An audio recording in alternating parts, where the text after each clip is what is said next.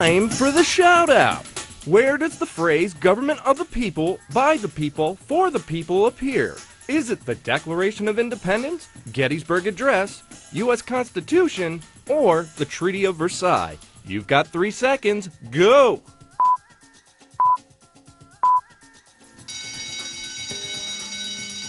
Abraham Lincoln's Gettysburg Address includes that famous phrase. That's your answer, and that's your shout out.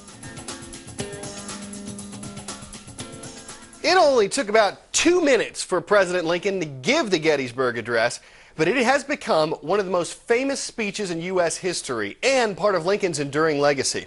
He went from humble beginnings to the highest office in the land, and Americans, including some of Lincoln's successors, seem to be just fascinated with the 16th president. Carol Costello examines this love of Lincoln.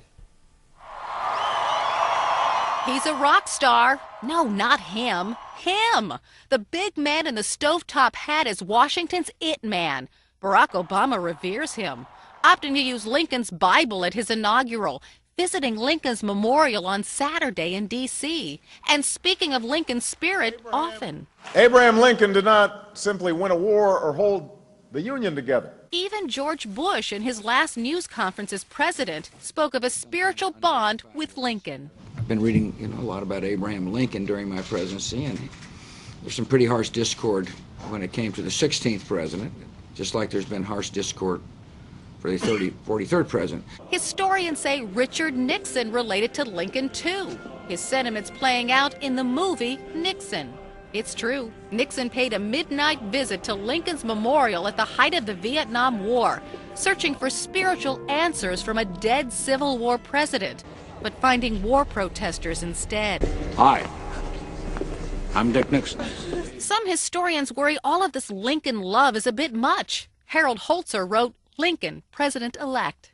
I worry when presidents try to massage the lessons of history to fit the contours of their own problems and their own reactions. While Holzer does not think Barack Obama is guilty of that, others do. Perhaps it began during the campaign when George McGovern introduced Obama in Illinois. Illinois gave us Abraham Lincoln. That state may now have given us a second Abraham Lincoln. Or when artists started to morph Obama's and Lincoln's faces, meet Linkoma. Or when Obama said a portrait of Lincoln in his office asks him questions. It prompted former Reagan speechwriter Peggy Noonan to write in the Wall Street Journal, I'm sure that Lincoln portrait asks, Barack, why are you such an egomaniac? Or perhaps, is it no longer possible in American politics to speak of another's greatness without suggesting your own? Others give Obama and other Lincoln lovers the benefit of the doubt.